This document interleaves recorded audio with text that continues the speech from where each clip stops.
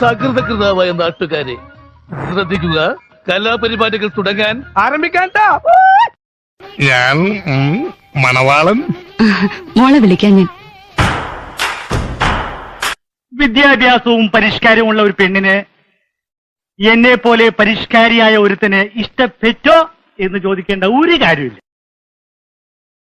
കണ്ടോടി പാന്റും കാൽസറായും ബെൽറ്റും എന്നാ ഒരു പരിഷ്കാരി, എന്നാ മണം അവന്റെ അടുത്ത്. ഏതൊക്കെ സെന്റ് അവനടിച്ചിരിക്കുന്നു. അറിയാമോ ഞാൻ എന്താണ് കല്യാണം കഴിക്കാൻ ഇത്രയും താമസിച്ചെന്ന്? ഇല്ല എന്നാ പറ്റിയ പെണ്ണിനെ കിട്ടാത്തോണ്ട് തന്നെ ഒരുപാട് എണ്ണത്തിനെ കണ്ടു. അമരപ്പയർ പോലുള്ള പുരികം, ഉണക്ക മുരിയിക്ക പോലുള്ള തലമുടി, കത്തിരിക്ക മൂക്ക്, മൊത്തങ്ങ മോഹം. മലയാളത്തെ ലേശമില്ല. പക്ഷേ ലക്ഷ്മി അങ്ങനല്ല.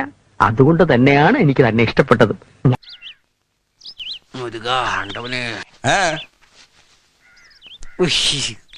എടോ ഇവിടെ ഒന്നുമില്ല, ശനിയാഴ്ച തോമയായിരുന്നു. അയ്യോ ഇത് പിച്ചക്കാരനല്ല, താൻ ചെറുക്കനായിട്ട് വരാന്ന് പറഞ്ഞിട്ട് ആ മുതലല്ലേ ഈ നിൽക്കുന്നത്. അയ്യോ എന്നാ കേറുവാ.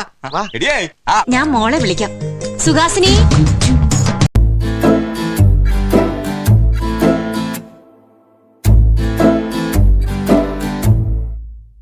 പെണ്ണ് പുഞ്ചിരിച്ച നേരം നെഞ്ചില് ലഡ്ഡു പൊട്ടി, നല്ല ബോംബ് പൊട്ടണ പോലെയുള്ളില് ലഡ്ഡു പൊട്ടി. പതിവ് പോലെ എന്റെ ഹൃദയത്തിൻ താളം തെറ്റി, പിന്നെയൊന്നും നോക്കിയില്ല ഞാൻ ഇവളെ കെട്ടി.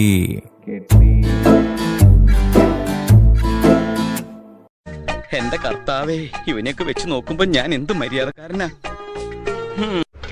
പുത്തൻകുരിശ് പുത്തൻകുരിശ് എന്ന് പറഞ്ഞ എറണാകുളത്തിനടുത്തുള്ള സ്ഥല ഏതാ ഈ അവതാരം? എനിക്കറിയില്ല. ഒരു 100 വർഷം ഒരുമിച്ച് ജീവിക്കാൻ കർത്താവ് നിങ്ങളെ അനുഗ്രഹിക്കട്ടെ. ഇതിന് പ്രതിവിധിയൊന്നുമില്ല അച്ചോ. വേറെന്തോ വലുത് വരാനിരുന്ന. മേക്കപ്പ് കൂടുതലാണ് ചേട്ടാ.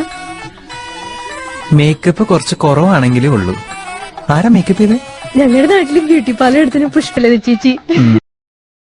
രസികൻ അവർക്ക് ചേർന്ന ആള് തന്നെയാ.